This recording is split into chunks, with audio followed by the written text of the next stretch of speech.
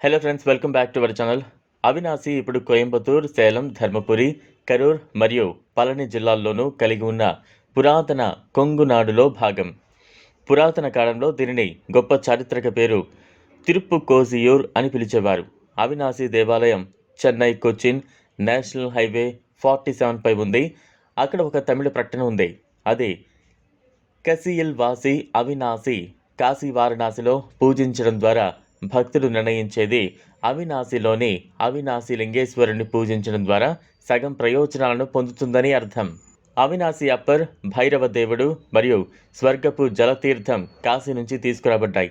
పౌర్ణమి రోజున అభయారణ్యంలోని కాశీ బావిలో కడగడం అమావాస్య భక్తుడికి సంక్లిష్ట ప్రయోజనాలను తెలియజేస్తుంది. అమావాస్య రోజుల్లో అభయారణ్యం తాత్కాలికంగా మూసివేయబడదు. ఈ ఆలయాన్ని చోళులు, పాండ్యులు, హొయసలులు మరియు నాయకులు పోషించారు. వీరంతా ఆలయానికి భారీ దానం చేశారు. గర్భాలయానికి కుడివైపున అంబాల్ మందిరం ఉంటుంది. ఆమె శ్రీ కరుణాంబిక ప్రసిద్ధి చెందింది. అమ్మన్ గుడి ముందు ఉన్న మండపం శిల్పాలకు ప్రసిద్ధి చెందింది మరియు ఇది రక్షిత స్మారక చిహ్నం. గర్భగుడి దగ్గర ఒక బావి, కాశీ గంగై తీర్థం, ఒక విధమైన శ్రేయస్సు ఉంది. ప్రవేశ ద్వారం వద్ద ప్రక్కన 2 గోపురాలు ఉన్నాయి. ఒకటి ప్రధాన మందిరానికి మరియు మరొకటి అంబాల్కి దారితీస్తుంది.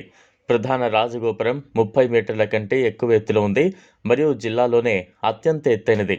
దీనిని మొదట కొంగురాజు సుందర పాండ్యన్ నిర్మించారు. తర్వాత దీనిని మైసూరు మహారాజు పునర్నిర్మించారు. 1860లో పిడుగుపాటుకు ఈ నిర్మాణాన్ని ధ్వంసం చేసింది. దీన్ని 1980లో శ్రీ కుమార మఠానికి చెందిన శ్రీ సుందర స్వామిగల్ పునర్నిర్మించారు. రాజగోపురం ముందు 21 మీటర్లు దీపస్తంభం ఉంటుంది. ఇది కొంగు ప్రాంతానికి ప్రత్యేకమైనదిగా చెప్పబడుతోంది. దిగువన ఒక చిన్న మండపం ఉంది. ఇందులో లార్డ్ గణేష్ మరియు సుందరర్ చిత్రాలు ఉన్నాయి. ఇది మొసలి ఎపిసోడ్ను కూడా చిత్రీకరిస్తుంది. దీపాల స్తంభానికి సమీపంలో 30 స్తంభాల మండపం ఉంది. దీనిని మైసూర్ మహారాజు శ్రీకృష్ణ రాజ వడియార్ 1756లో నిర్మించారు. ఆ సంవత్సరంలో అతను మొత్తం ఆలయాన్ని పునరుద్ధరించాడు. మందిరం ముందు ఉన్న విశాలమైన ప్రదేశంలో ఒక భారీ విల్వ వృక్షం ఉంది. అది కప్పబడి మరియు రక్షించబడింది.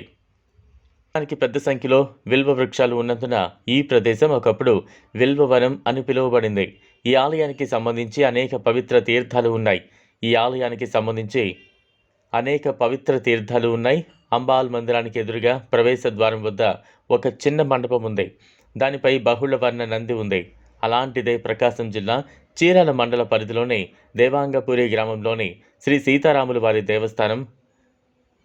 కొన్ని నిమిషాల పాటు సూర్య భగవానుడు అస్తమించే వేళలో సూర్యకిరణాలతో స్వామివారిని అభిషేకించారు. సీతారాముల వారి దేవస్థానం సుమారు 150 సంవత్సరాల చరిత్ర కలిగింది. ప్రతి ఏడాది తెలుగు సంవత్సరాది ఉగాది పండుగ ముందు రోజు మొదలుకొని కొన్ని 3 రోజుల పాటు సూర్య భగవానుడు శ్రీ సీతారాముల వారిని అస్తమించే వేళలో సూర్యకిరణాలతో అభిషేకించడం ఆనవాయితీగా వస్తోంది. మాత్రమే ఈ అరుదైన ఘటన చోటు చేసుకుంటుంది. అయితే ఇది నేటికి ఖగోళ శాస్త్రవేత్తలకు సైతం అంతు చిక్కని ప్రశ్నగా మారింది. కాగా సీతారాముల వారిని కొన్ని నిమిషాల పాటుగా సూర్య భగవానుడు సూర్యకిరణాలతో అభిషేకించే అరుదైన ఘట్టాన్ని తిలకించేందుకు గాను చీరాల పరిసర ప్రాంతాల నుంచి పెద్ద సంఖ్యలో భక్తులు తరలివచ్చారు. సూర్య భగవానుడు సీతారాముల వారిని అభిషేకించే దృశ్యాన్ని తిలకించిన భక్తులు దేవతామూర్తుల సేవలో పులకించిపోయారు. ఈ సందర్భంగా దేవతామూర్తులకు భక్తులు భక్తి శ్రద్ధలతో ప్రత్యేక పూజలు, విశేష అభిషేకాలు నిర్వహించారు. ఈ వీడియో మీకు నచ్చినట్లయితే లైక్ చేయండి, షేర్ చేయండి, ఛానల్ను సబ్స్క్రైబ్ చేసుకోండి. Thanks for watching.